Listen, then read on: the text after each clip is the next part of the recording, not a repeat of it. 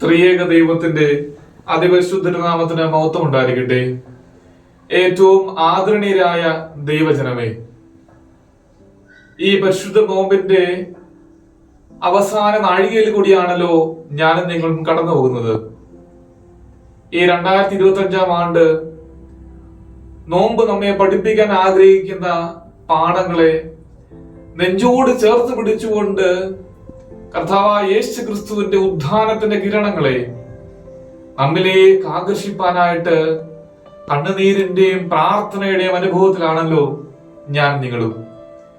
ഈ നിമിഷത്തെ ദൈവചിന്തയ്ക്കായിട്ട് വിശുദ്ധനായ യോഹന്നാൻ ശ്ലീഹയുടെ സുവിശേഷം 19 അധ്യായത്തിന്റെ 32 മുതൽ 42 വരെയുള്ള വാക്യങ്ങളെ നാം എടുത്ത് ഒന്ന് ധ്യാനിക്കുകയാണ്. ഇവിടെ ഏറ്റവും കാതലായ ഒരു ഭാഗം 34 വാക്യത്തിൽ ഇപ്രകാരം നാം കാണുന്നുണ്ട്. പടയാളിൽ ഒരുത്തൻ കുന്തം കൊണ്ട് അവന്റെ വിലാപ്പുറത്ത് കുത്തി, ഉടനെ രക്തവും വെള്ളവും അതിൽ നിന്ന് ഒഴുകി.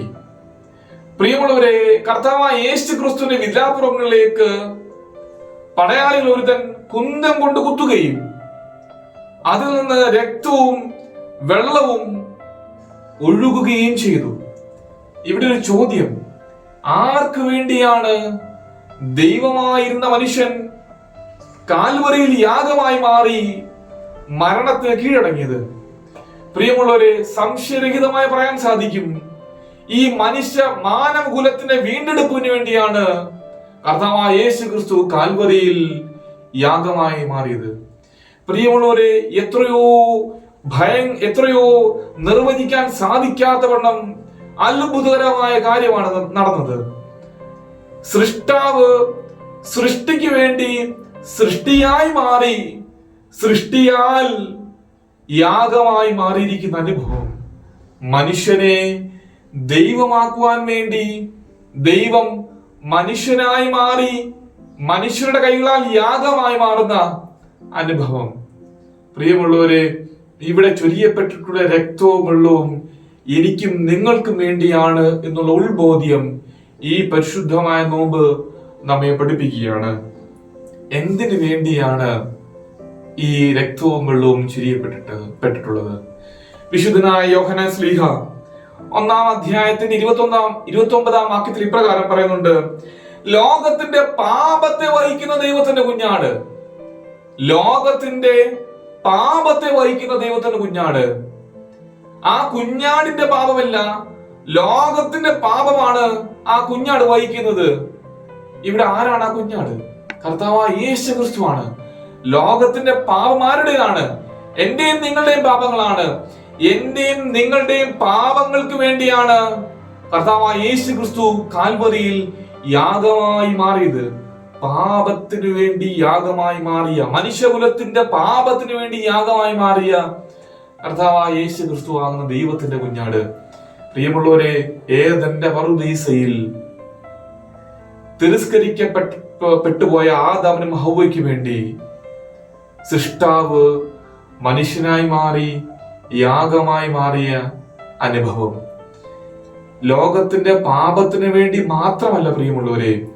വിശുദ്ധനായ എബ്രായർക്കെതിരെ ലേഖനം 9 അധ്യായത്തിന്റെ 22 വാക്യത്തിൽ ഇപ്രകാരം നാം കാണുന്നുണ്ടല്ലോ: ന്യായപ്രമാണ പ്രകാരം ഏകദേശം സകലവും രക്തത്താൽ ശുദ്ധീകരിക്കപ്പെടുവാൻ രക്തം ചൊരിഞ്ഞിട്ടില്ലാതെ വിമോചനം സാധ്യമല്ല. രക്തം ചൊരിഞ്ഞിട്ടില്ലാതെ വിമോചനമില്ല എന്നുള്ളതാണ് നാം അവിടെ കാണുന്നത്. പ്രിയമുള്ളവരെ, പാപം പോക്കണമെങ്കിൽ, ശുദ്ധീകരിക്കപ്പെടണമെങ്കിൽ രക്തം ചൊരിയപ്പെടണമായിരുന്നു. അവിടെ ക്രിസ്തു തന്റെ രക്തത്തെ മനുഷ്യകുലത്തിന്റെ പാപത്തിനു വേണ്ടി ചൊരിഞ്ഞു നൽകി. എന്നാൽ അപ്പോസ്തല പ്രവൃത്തി 10 അധ്യായത്തിൽ 28 വാക്യത്തിൽ കാണുന്നുണ്ട്, മനുഷ്യകുലത്തിന്റെ പാപം പോക്കുവാൻ വേണ്ടി മാത്രമല്ല, മനുഷ്യകുലത്തിന്റെ പാപം പോക്കി അവനെ സഭയോട് ചേർക്കുവാൻ വേണ്ടി, വീണ്ടെടുപ്പിന്റെ സഭയാക്കുവാൻ വേണ്ടി അവിടെ ഇപ്രകാരം നാം കാണുന്ന സ്വന്തം തന്റെ രക്തത്താൽ സമ്പാദിച്ചിരിക്കുന്ന സഭയെ, തന്റെ രക്തത്താൽ താൻ സമ്പാദിച്ചിരിക്കുന്ന സഭയെ മനുഷ്യന്റെ പാപം പോക്കുകയും അവനെ സഭയാകുന്ന കൂട്ടായ്മയോട് ചേർക്കുകയും ചെയ്ത ഏറ്റവും ശ്രേഷ്ഠമായ അനുഭവമാണ് കാൽവറിയിൽ ചൊരിയപ്പെട്ടത്. കാൽവറിയിൽ നടന്ന ഏറ്റവും അത്ഭുതകരമായ അനുഭവമാണ് മനുഷ്യകുലത്തിന് വേണ്ടി, പാപത്തിനു വേണ്ടി ചൊരിയപ്പെട്ടിട്ടുള്ള രക്തം, മനുഷ്യകുലത്തിന്റെ പാപത്തെ പോക്കുവാൻ വേണ്ടി ചൊരിയപ്പെട്ടിട്ടുള്ള രക്തം, മനുഷ്യകുലത്തിന്റെ ആ സഭയാകുന്ന സമ്പാദ്യത്തിന് വേണ്ടി ചേർക്കപ്പെട്ടിട്ടുള്ള രക്തമായിട്ട് ക്രിസ്തു അവിടെ ചൊരിയപ്പെടുകയാണ്. പ്രിയമുള്ളവരെ, ഈ രക്തത്തിനും വെള്ളത്തിനും ശുദ്ധീകരണത്തിന്റെ ഒരു അനുഭവമുണ്ട്.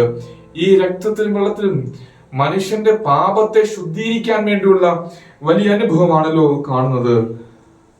റിഡംഷൻ, പാപം പോക്കുക. അത് മാത്രമല്ല, ഇവിടെ നാം കാണുന്നുണ്ട് മനുഷ്യന് പൊതുജീവനെ നൽകുക. കർത്താവായ യേശു ക്രിസ്തു കാൽവറിയിൽ മരണപ്പെട്ടിട്ട് പോയെങ്കിലും അദ്ദേഹത്തിന്റെ ഉള്ളിൽ നിജസാരാംശം മേനിയിൽ നിവസിച്ചു. ദൈവാത്മാവ് കർത്താവിനുള്ളിൽ ഉണ്ടായിരുന്നു. അതുകൊണ്ടാണ് ഉദ്ധാന സമയത്ത് പുതിയ ജീവനിലേക്ക് നമ്മെ നയിക്കുന്നത്. തന്റെ ഉള്ളിലെ ജീവൻ മനുഷ്യകുലത്തിന്റെ പാപം പോക്കി വീണ്ടെടുപ്പിന് അനുഭവത്തിലേക്ക് മനുഷ്യനെ എത്തിച്ചിട്ട് അവനിലേക്ക് പുതിയ ജീവനെ സമ്പാദിക്കുന്ന ഏറ്റവും അത്ഭുതകരമായ അനുഭവത്തിലേക്കാണ് ഞാൻ നിങ്ങളും കടന്നു ചെല്ലുവാനായിട്ട് പോകുന്നത്. പ്രിയമുള്ളവരെ, കാൽവറിയിൽ ചൊരിയപ്പെട്ടിട്ടുള്ള രക്തം പാപം പോക്കുവാൻ വേണ്ടിയാണ്. ആ പാപം പോക്കുന്ന രക്തം സഭയാകുന്ന മനുഷ്യകുലത്തെ ചേർത്ത് പിടിക്കുകയും അവനെ പുതിയ ജീവനിലേക്ക് നയിക്കുകയും ചെയ്യുന്നു. ഇവിടെ അന്ത്യോക്യയിലെ വിശുദ്ധ ഇഗ്നാത്യോസ് ഇപ്രകാരം പാടുന്നു: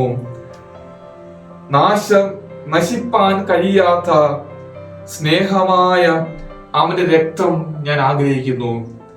നശിപ്പിപ്പാൻ കഴിയാത്ത സ്നേഹമായ അവന്റെ രക്തം ഞാൻ ആഗ്രഹിക്കുന്നു. ഏതൊരു ക്രൈസ്തവരും ഇപ്രകാരം വിശുദ്ധ ഇഗ്നാത്യോസിനെ പോലെ ആഗ്രഹിക്കുന്നതാണ്. ഒരിക്കലും നശിപ്പിക്കാൻ സാധിക്കാത്ത, ഒരു മാനവനും നശിപ്പിക്കാൻ സാധിക്കാത്ത, ഒരു മനുഷ്യനെ നശിപ്പിക്കാൻ സാധിക്കാത്ത ക്രിസ്തുവിന്റെ രക്തം ഞാൻ അതിയായി വാഞ്ചിക്കുന്നു എന്നുള്ള അനുഭവത്തിലേക്കാകണം ഈ നോമ്പ് നമ്മെ എത്തിക്കേണ്ടത്. നിസായിലെ വിശുദ്ധ ഗ്രിഗോറിയോസ് പ്രകാരം പറയുകയാണ്: നിങ്ങൾ യഥാർത്ഥ ജീവനായി ആഗ്രഹിക്കുന്നുണ്ടെങ്കിൽ, നിങ്ങൾ യഥാർത്ഥ ജീവനായി വാഞ്ചിക്കുന്നുണ്ടെങ്കിൽ, ലജ്ജ കൂടാതെ സംശയരഹിതമായി ക്രിസ്തുവിന്റെ മാംസം ഭക്ഷിക്കുവാനും രക്തം പാനം ചെയ്യുവാനും നിങ്ങൾ വാഞ്ചിക്കണം. നിങ്ങൾ നാശമില്ലാത്തത് ആഗ്രഹിക്കുന്നുണ്ടെങ്കിൽ ലജ്ജ കൂടാതെ ക്രിസ്തുവിന്റെ രക്തവും മാംസവും നിങ്ങൾ ആഗ്രഹിക്കണം. പ്രിയമുള്ളവരെ, ഈ പരിശുദ്ധ നോമ്പ് നമ്മെ പഠിപ്പിക്കുകയാണ് ക്രിസ്തുവിലേക്ക് കടന്നു വരിക. ക്രിസ്തു എനിക്കും നിങ്ങൾക്ക് വേണ്ടി യാഗമായി മാറിയിട്ടുണ്ടെങ്കിൽ, എന്റെയും നിങ്ങളുടെയും പാപങ്ങൾ പോക്കുവാൻ ക്രിസ്തു യാഗമായി മാറിയിട്ടുണ്ടെങ്കിൽ, ഈ പരിശുദ്ധ നോമ്പ് എന്നെയും നിങ്ങളെ പഠിപ്പിക്കുകയാണ്. പ്രിയമുള്ളവരെ, പ്രിയ ആത്മീയ മകനെ, മകളെ, നീയും നിങ്ങളുടെ മനുഷ്യകുലം മുഴുവനായിട്ട് നിങ്ങളെക്കാൾ അധികമായി സങ്കടം അനുഭവിക്കുന്നവനെ, നിങ്ങളെക്കാൾ അധികമായി മാനസിക പ്രയാസം അനുഭവിക്കുന്നവർക്ക് വേണ്ടി, നിങ്ങളെക്കാൾ അധികമായി സാമ്പത്തിക ഞെരുക്കം അനുഭവിക്കുന്നവർക്ക് വേണ്ടി, നിങ്ങളെക്കാൾ അധികമായി രോഗത്തിന്റെ പീഡനത്തിൽ കഴിയുന്നവർക്ക് വേണ്ടി, നിങ്ങളെക്കാൾ അധികമായി മാനസികമായ ഞെരുക്കങ്ങൾ അനുഭവിക്കുന്നവർക്ക് വേണ്ടി നിങ്ങൾ കണ്ണുനീരോടുകൂടി പ്രാർത്ഥിപ്പാൻ കടപ്പെട്ടവരാണ് എന്ന് ക്രിസ്തു നമ്മെ പഠിപ്പിക്കുകയാണ്. മറ്റുള്ളവരുടെ പാപത്തിനു വേണ്ടി, മനുഷ്യകുലത്തിന്റെ പാപത്തിനു വേണ്ടി ക്രിസ്തു യാഗമായി രക്തം സമർപ്പിച്ചിട്ടുണ്ടെങ്കിൽ, ജലം ഒഴുക്കപ്പെട്ടിട്ടുണ്ടെങ്കിൽ, പ്രിയമുള്ളവരെ, ഞാനും നിങ്ങളും നമ്മുടെ സഹോദരി സഹോദരങ്ങൾക്ക് വേണ്ടി, നമ്മളെക്കാൾ അധികമായി കഷ്ടം അനുഭവിക്കുന്നവർക്ക് വേണ്ടി, നമ്മളെക്കാൾ അധികമായി കണ്ണുനീരോടുകൂടി വേദന ഇരിക്കുന്നവർക്ക് വേണ്ടി ദൈവമുമ്പാകെ പ്രാർത്ഥിപ്പാൻ കടപ്പെട്ടിട്ടുള്ളവരാണ് എന്നുള്ള ഉൾബോധ്യം ഈ പരിശുദ്ധ നോമ്പിൽ നമുക്കുണ്ടാവണം. പ്രിയമുള്ളവരെ, നോമ്പ് ഒരു വെളിച്ചമാണ്. കഷ്ടാനുഭവാഴ്ചയിൽ ക്രിസ്തുവിനോട് ചേർന്ന് നിന്ന് ജീവിപ്പാൻ വേണ്ടി ക്രിസ്തു നമ്മെ പഠിപ്പിക്കുന്ന വാക്യങ്ങളിൽ കൂടി, ദൈവവചനങ്ങളിൽ കൂടി കടന്നു പോകുന്ന ശ്രേഷ്ഠമായ വെളിച്ചമാണ്. ആ വെളിച്ചം നമ്മുടെ എല്ലാവരുടെയും അന്ത്യനാൾ വരെ, അവസാന നാഴിക വരെ നമ്മളോട് ഉണ്ടാവട്ടെ. ക്രിസ്തുവിലായിരിക്കാൻ നിങ്ങൾക്ക് സാധിക്കട്ടെ. ഈ നോമ്പിൽ കൂടി നിങ്ങൾ ലഭിച്ചിട്ടുള്ള പരിശുദ്ധാത്മദാനം, ദൈവീക നൽവരം, ക്രിസ്തുവിന്റെ ഉദ്ധാനത്തിൽ കൂടി നമുക്ക് ലഭിക്കുന്ന ആത്മീയ ഗ്രഹണം, ഇവയെല്ലാം ചേർത്ത് പിടിച്ചു ജീവിപ്പാൻ നിങ്ങൾക്ക് സാധിക്കട്ടെ എന്ന് ആത്മാർത്ഥമായി പ്രാർത്ഥിക്കുകയും ആശംസിക്കുകയും ചെയ്തുകൊണ്ട് എന്റെ വാക്കുകൾ ഉപസംഹരിക്കുന്നു. ദൈവമായ കർത്താവ് നമ്മെല്ലാവരെയും വാഴ്ത്തി അനുഗ്രഹിക്കുമാറാകട്ടെ.